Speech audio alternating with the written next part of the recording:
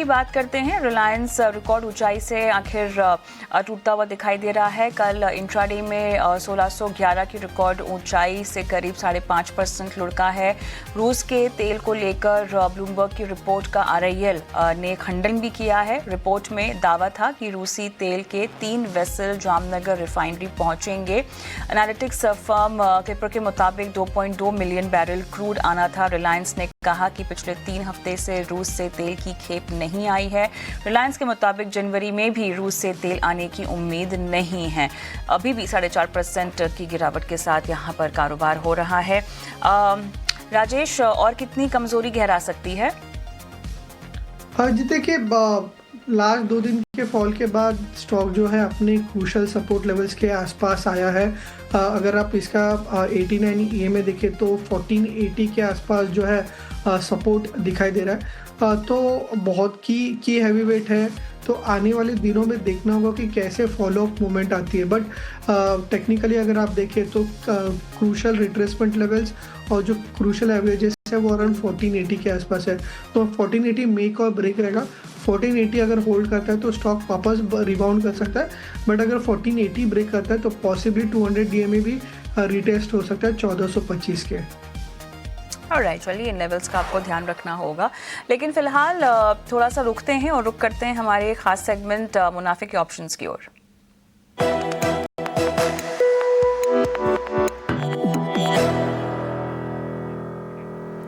मुनाफे के ऑप्शन में आज आपको कमाई की रणनीति बताने के लिए हमारे साथ रत्नेश गोयल जुड़ चुके हैं, हमारे आज के मेहमान। रत्नेश, हाय आफ्टरनून। और इस खास सेगमेंट में खास रणनीति क्या है बाजार की चाल को देखते हुए?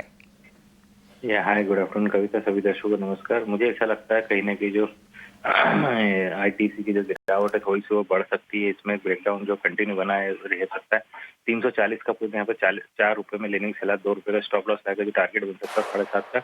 जो लॉस हो सकता है 3200 का, जो प्रॉफिट बन सकता है 5600, 5600 का।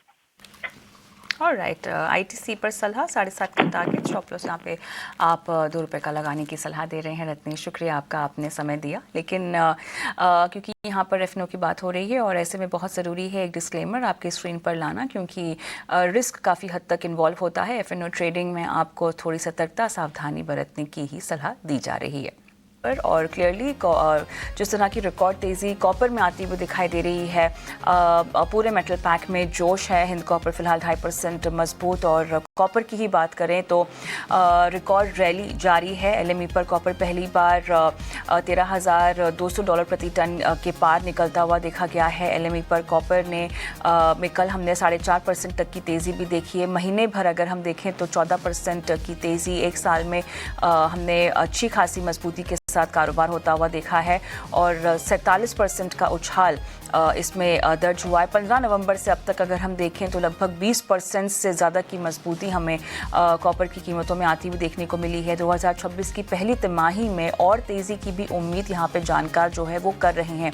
तो ये पूरा मेटल पैक, ख़ासतौर से स्पेसिफिक काउंटर्स हम देख रहे हैं कि तेज़ी के ही एक ट्रेंड में है और आगे भी तेज़ी की संभावना यहाँ दिखाई दे रही है।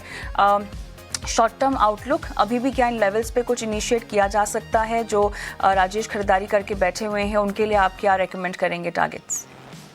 कविता जी, जिनका ऑलरेडी पोजीशन है उनको होल्ड रखने की सलाह दूंगा।